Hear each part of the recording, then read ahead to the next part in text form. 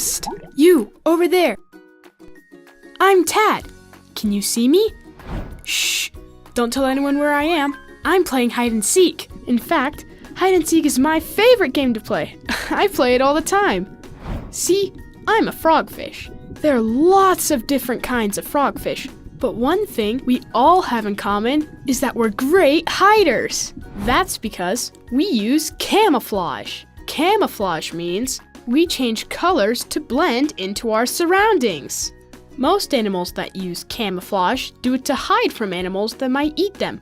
Not us frogfish. We hide to help us catch food.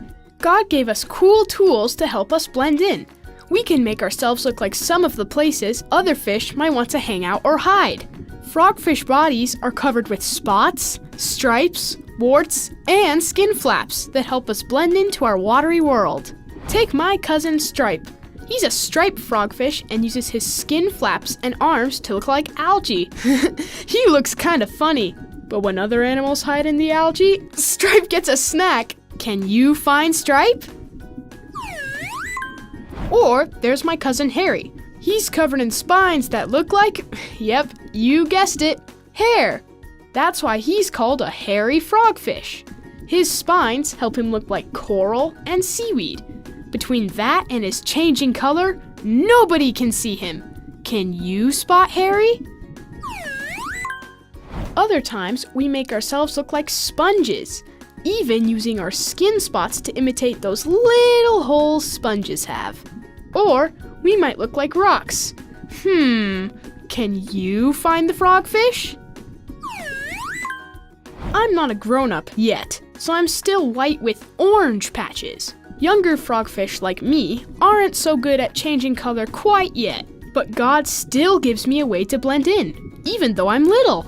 Sea urchin shells are white, so that makes a sweet spot to blend in. Some of my frogfish family even turn colors to blend in with living sea urchins. Yep, God lets us be all kinds of colors. Red, orange, yellow, black, white, brown, pink, green, spotted, or striped. Whatever we need to look like. Imagine if you could blend in when you play hide and seek. You'd win every time. How wide can you open your mouth? Go ahead and give it a try. That's nothing. God made me so I can open my mouth super wide. And I can do it in a split second. That lets me quickly grab a snack and swallow it whole. I don't even need to chew. Gulp. Have you ever eaten so much that your belly feels full? That doesn't really happen to me because my stomach is so flexible. I can swallow food that's twice my size. Imagine eating a pizza twice as big as you. Whoa! When it's time for me to move, I don't really go that quickly, but I do it in a cool way. I suck in water, then force out my gills to push me. It's almost like I have a jetpack. Woohoo! If you came to the Great Barrier Reef looking for a frogfish, you'd have a hard time finding one because we hide so well. You might even wonder if we're real. Well, I can promise you this, frogfish are real. You know, there's someone else you can't see. God. Sometimes you might feel sad or hurt or lonely, and you might wonder where God is. But even though you can't see him, God is just as real as, well, as I am. And he's right there with you. So no matter what's going on, just remember, God is a friend who's real. Now let's say the Bible verse, which says, "We believe and we know you're the Holy One of God." John 6:9. Now let's read the Bible story of today. It says, God shows himself to Elijah through ups and downs. 1 King 18-19. And fun fact about that is that he could camouflage in anything. You like this beige color right here? He could camouflage right there. You see the boat here? He could camouflage right there. He could camouflage anywhere. And your shirt. And before we start anything, the food and the science and the everything, we are gonna watch the story of Elijah. We will be back. slapstick theater. Elijah on Mount Carmel. This is Elijah. Hey-o! Elijah was a prophet in Israel during the reign of King Ahab. His job was to tell people what God wanted them to hear. This is King Ahab. Whatever. He came from a line of kings who did bad things, but King Ahab was the worst of them all. He led the Israelites to do evil things as well, and they turned away from God and started worshiping a fake god called Baal. God told Elijah to go speak with Ahab. Elijah told Ahab to bring all of Israel and the prophets of Baal to join him on Mount Carmel. So Ahab did as Elijah asked. Then Elijah stood in front of them and said, "If the Lord is God, follow him. But if Baal is God, then follow him." But the people were completely silent. Elijah called for 2 bulls and told the prophets of Baal that they could choose the one they wanted to sacrifice to Baal. They could put it on the altar but not set fire to it. Elijah said, "I will prepare the other bull and lay it on the wood on the altar, but not set fire to it. Then call on the name of your God, and I will call on the name of the Lord. The God who answers by setting fire to the wood is the true God." And all the people agreed. Yeah! Elijah let the prophets of Baal go first. All right, you first. They prepared the sacrifice and called on the name of Baal from morning till noontime, shouting, "O Baal, answer us!" But there was no reply of any kind. Hey! Elijah began mocking them. "You'll have to shout louder. Perhaps he is away on a trip or is asleep and needs to be wakened." So they shouted louder and raved all afternoon until the evening. But still there was no sound, no reply, no response. Everyone come here. Then Elijah called to the people.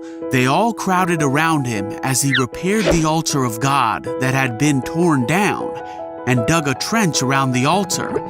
Then he had some men pour water on the altar 3 times. Elijah walked up to the altar and prayed, "God, prove today that you are God in Israel and that I am your servant. Answer me so these people will know that you are God and that you have brought them back to yourself." Immediately the fire of the Lord flashed down from heaven and burned up the sacrifice, the wood, the stones, and the dust. It even licked up all the water in the trench. And when all the people saw it, they fell face down on the ground and cried out, "The Lord, He is God! Yes, the Lord is God!" Now you guys saw the video of Elijah, of what he went through. And now, in a little bit, we're gonna go to a new section. So now the section we are going through is the cooking section, which is basically snack time. Now come on and join us.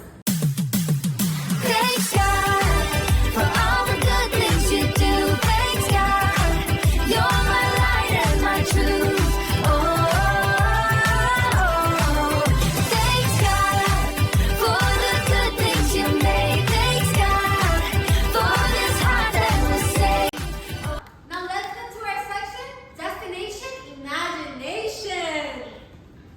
On day 1 on Imagination Station, we will explore unseen things on the ocean to discover that God is a friend who is real.